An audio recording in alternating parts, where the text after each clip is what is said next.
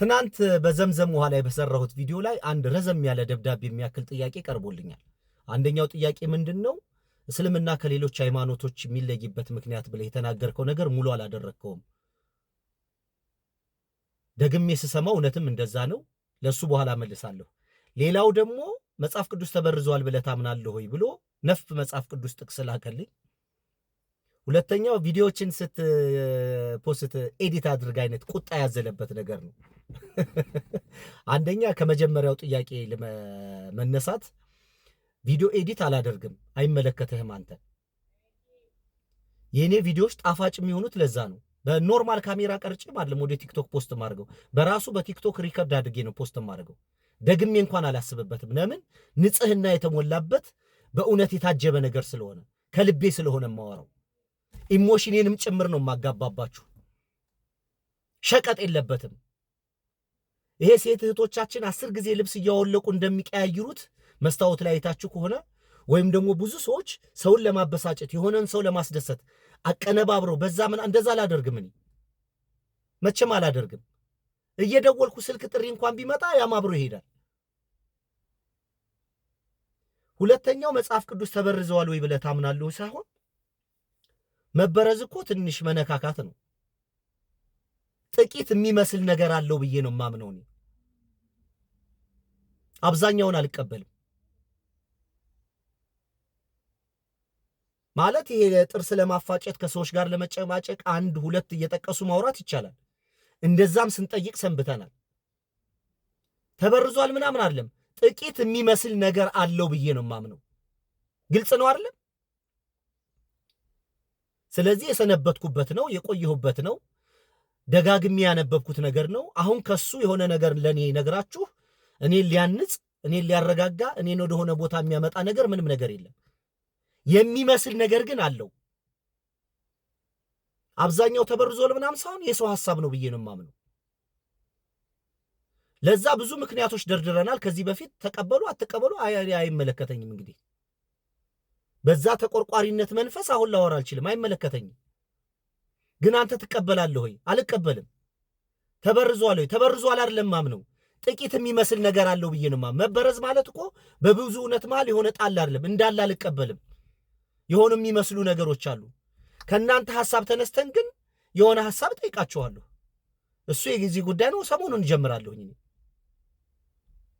መጽሐፍ እንዲህ ይላል፣ ከእናንተው ተነስተን መጽሐፍ እንዲህ ይላል፣ እናንተ እንዲህ ብላችሁ ታምናላችሁ፣ ይሄ ነገር ከዚህ ነገር ጋር አይጋጭም ወይ? ጥያቄ ይቀጥላል።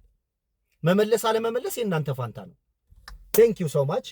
ሶስተኛውና ዋናው ጥያቄ እኔም ስሰማው በደንብ ያመንኩበት እስልምና ከሌሎች ሃይማኖቶች የሚለየው ነገር ምንድን ነው ብዬ ያልሞላሁት ነገር ቢኖር እስልምና በታሪክ የሚያወራው በጆሮአችሁ የምትሰሙት በአካል ሂዳችሁ ነገሩን ታረጋግጡታላችሁ ነው። እስልምና ከሌሎች የሚለይበት ምክንያት ይሄ ነው።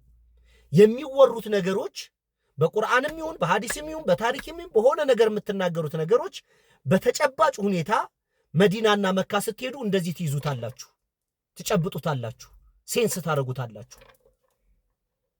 ለምሳሌ አሁን እናንተ የተቀደሰች ሀገር የተቀደሰች ምድር ብላችሁ የምትጠሯት እስራኤል ክርስትና በአካል አይደለም በማህበራዊ ሚዲያዎች በተለያየ መንገድ ሲያስተላልፍ የተገኘ ወንጀል ነው ብላ እስራት ልታወስናለች።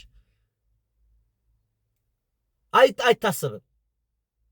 እኛ እናንተ የምትሉት ታሪክ ንግግር በሙሉ ወደ እሱ ሀገር ሲሄድ ምንም ነገር የለም፣ ምንም ነገር የለም። ማርያምንም ምን ብለው እንደሚያምኑ ታውቃላችሁ። እኔ ቃሉን መድገም አልፈልግም። ስለዚህ የተቀደሰች ምድር የምትሏት ሀገር እናንተ የተቀደሰ ብላችሁ የምታምኑት ነገር እዛ ስትሄዱ እናንተ ናችሁ እንጂ በግድ የተፋቀራችሁት። ወደዛ ስትሄዱ ምንም የታሪክ ማስረጃ ምንም ነገር የለም። እስልምና መካና መዲና ስትሄዱ ነቢዩ ኢብራሂም ልጁን መስዋዕት ሊያደርግበት ከነበረው ቦታ ጀምራችሁ እያንዳንዱ ታሪክ በተጨባጭ ሁኔታ አለ። ለዛ ነው ዘምዘም ውሃ ለነየታችሁት ነገር ይሆናል ወይ መድኃኒትም ምግብም ምንም ይሆናል ብሎ ከዚህ በፊት ከዛሬ 11 ዓመት በፊት ታሪክ ሰምቻለሁ። ያንን ነገር ሴንስ ማድረግ ፈለኩኝ። ያ ያልኩት ነገር ዋይ የገመትኩት የሰማሁት ነገር ተጨባጩን አገኘሁት ነው። ስለዚህ እስልምናን ከሌሎች ሃይማኖት የሚለየው የሚወራው የምትማሩት የሚነገራችሁ ወይም ደግሞ በታሪክ የምታውቁት ነገር መዲናና መካ ስትሄዱ ትጨብጡታላችሁ። ያ የተቀደሰ ምድር እንደዚህ የሚባሉትም ነገሮች መዲና ስትሄዱ አገርም መንግስትም ህዝብም እነዛን ቦታዎች አክብሮ በስነ ስርዓት ነው የያዘው ነው። ስለዚህ ሙስሊም ሁኜ ወደ ዑምራ ሲሄድ የለም አይደለም የሚባለው። እስልምና ጣዖት ነው አይባልም። እስልምና መስበክ ወንጀል ነው አይባልም። እስልምናን በስነ ስርዓት አክብሮ የያዘ ከተማ ህዝብና መንግስት ነው።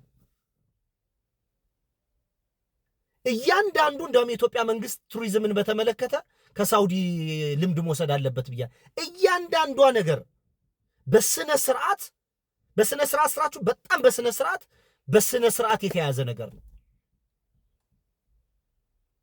ስለዚህ እነዛ የሚባሉት ነገሮች ስትሄዱ እዛ ጋር ትጨብጡታላችሁ፣ እንደዚህ ትነኩታላችሁ፣ ሴንስ ታደርጉታላችሁ።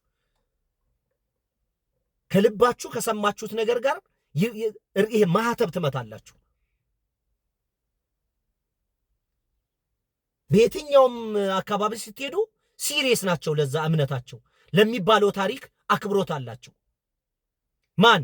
መንግስት፣ ህዝብ፣ ከተማው። እንደዛ አይነት ሀገር ነው ሄድኩት እኔ። እዚህ ግን ክርስትናን በተለያየ መንገድ መስበክ ወንጀል ነው። ከክርስትና ይልቅ እስልምናን አክሴፕት ያደርጋሉ እነሱ። ክርስትናን ጣዖት ብለው ነው የሚያምኑት። ማን? እስራኤሎች። ካላመናችሁ ሂዱና ሞክሩት። መልካም ቀን። አሰላሙ አለይኩም ወራህመቱላሂ ወበረካቱ።